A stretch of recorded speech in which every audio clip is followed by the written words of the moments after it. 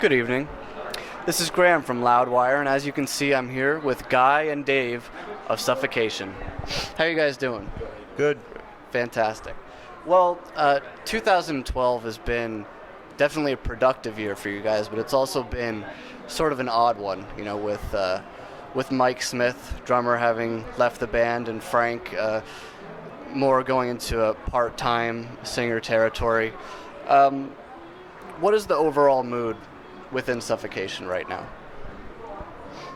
I seem to be happier than I think anybody else in the band just because of the way things are going. I mean, I'm sure everybody's happy, but I need to express that I am very happy with the way everything's going. Regardless of the fact that Frank is not able to play as many shows as we'd like, the shows that he's there for, it always feels like, you know, we're always at home when we're on stage with him, and everybody loves the vibe of just the music that we're coming out with lately.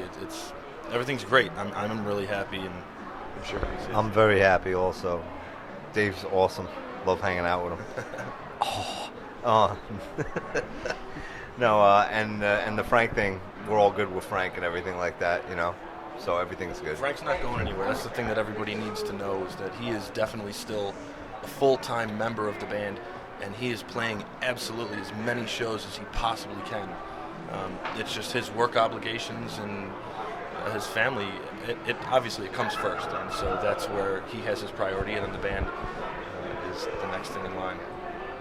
And you know, with the departure of Mike Smith, it seemed a bit messy and maybe not on the best terms. But with Frank, it's absolutely 100%. Everything is cool. Yeah, everything's good with Frank. Definitely, no problems. Fans are obviously very excited about the new album, Pinnacle of Bedlam, coming out in early 2013. What can you tell us about this record? How does it compare to your last records, Blood Oath and the like? Well, like what I was just saying to you before the camera got on, each album had its own little thing. Like Souls, we were rushed into by the label, like rushed into record it, and then the self-titled, we had a little bit more time, so it sounds a little bit better. This is my opinion of these albums. And then when we came on to Blood Oath, we had even more time, and we did use Pro Tools, and you know, we took our time more in the studio, and that sounds even better.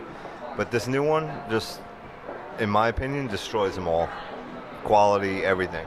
I mean, what do you think, Dave? As an outsider coming into this band, knowing the records as a fan prior to this new one that we just recorded, I agree. I think the listener is going to really appreciate the quality of the recording on this new record, as well as the quality of the musicianship. We decided, and I can't even say this so much for me, I've always been a play my part for the music type of guy, but the music that's been written is definitely, it's for the music. It's not for the sake of, say, going ridiculously fast or to have something that's just to show off. It's written for the music, and it really shines. The tunes are very strong tunes.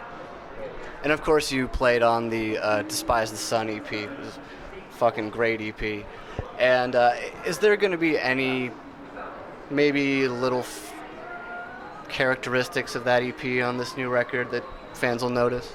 You will definitely hear Despise the Sun shining through on this record, not only because of my playing on it and playing on Despise the Sun as well, but the grooves in some of the stuff that we did are very similar to the grooves in Despise the Sun, and I think that's what people are going to characterize between the two albums, the similarities, the feel. A lot of the feels are very similar, and you know, you'll hear the accents and the blasts, and you know, a lot of fast double bass, and definitely reminiscent of Despise the Sun. You feel the same way? I feel exactly the same way. Like I said, feels amazing. Feels great playing these songs. Last night before we came up here, we had band practice, and we haven't been practicing the new stuff that much, but last night it was like we pretty much went through almost every song on the album, you know, excluding a couple, and then there's a few parts here and there we're a little loose on still, but like other than that, like it was fun to play the stuff, and it's going to be fun to play it live. It's great. And you know, of course, Mike Smith had a very distinct style that was very much his own. So when you're playing the songs that he drummed on the records, do you try to stick to his blueprints, or do you find yourself kind of throwing your own little nuances in there? I do the same with Mike's and Doug Bone's drum parts. I always try to play their stuff exactly the way they played it. The only thing I might throw in a little different here or there is a splash cymbal, but I'm not going to try and rearrange the drum fills or anything like that. I try and play their parts to a T, because that's how the listeners used to hearing those songs.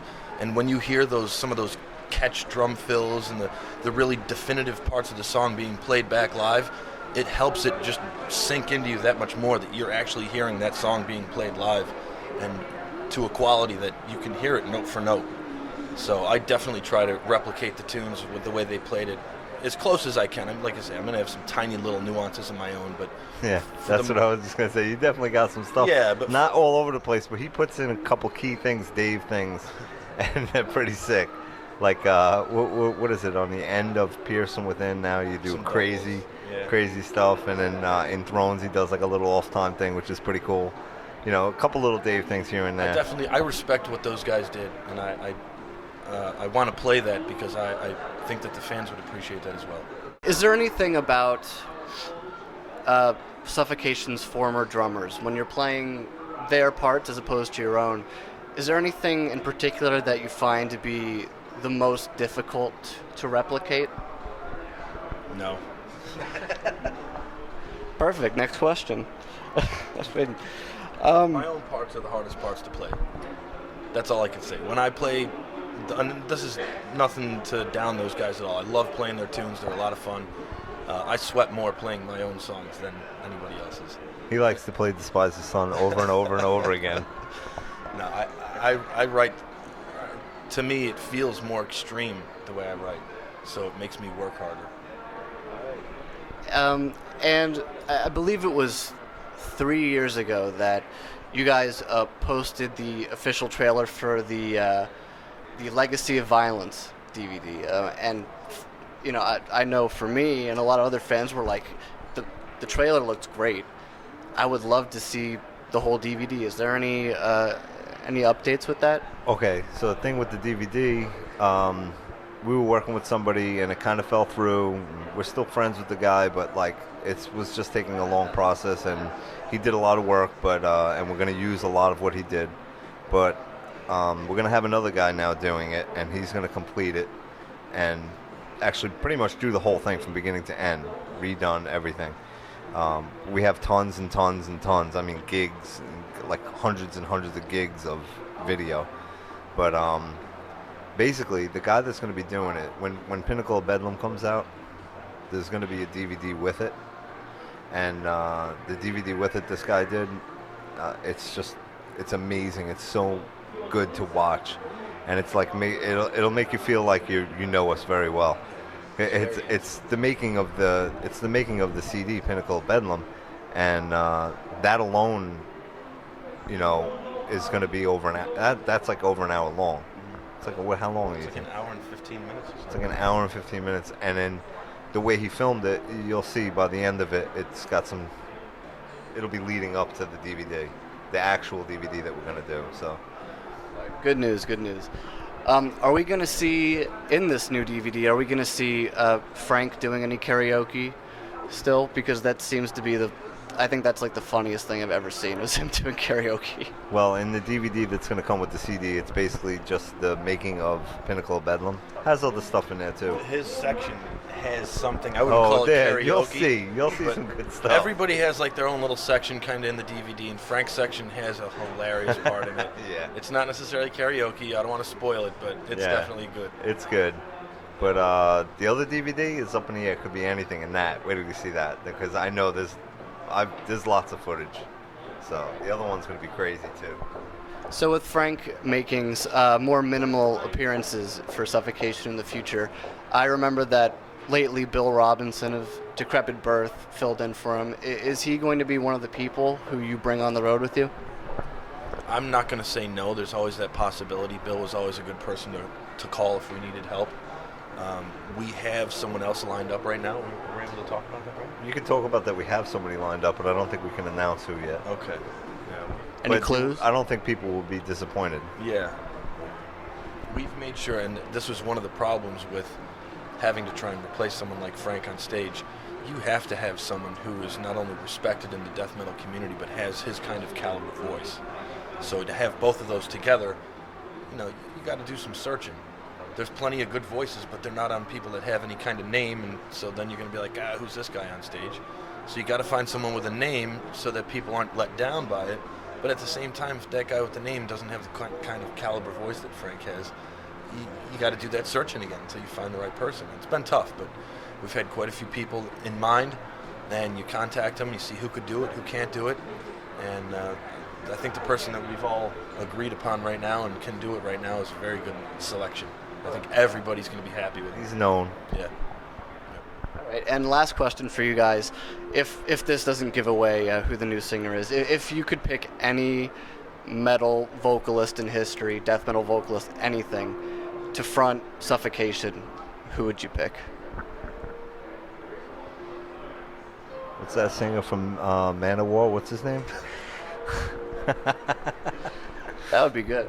Brutal. We could throw out a bunch of names. I don't know. I think Barney from Napalm would always be cool because he's a big influence Yeah, on Barney's Frank. good. Yeah. You know, he was a big inspiration on Frank in the early days, so I think Barney would make a good fit. Wow. That would be cool to have him. Anyone on your mind, Guy? There's a few, but I'm not going to name them. All right. Well, thank you guys so much for your time. I can't wait to see you guys tonight. See Suffocation if you can. Absolutely, in my opinion, the heaviest live band I've ever seen in my life. And watch out for Pinnacle of Bedlam. It's coming out next year. Suffocation.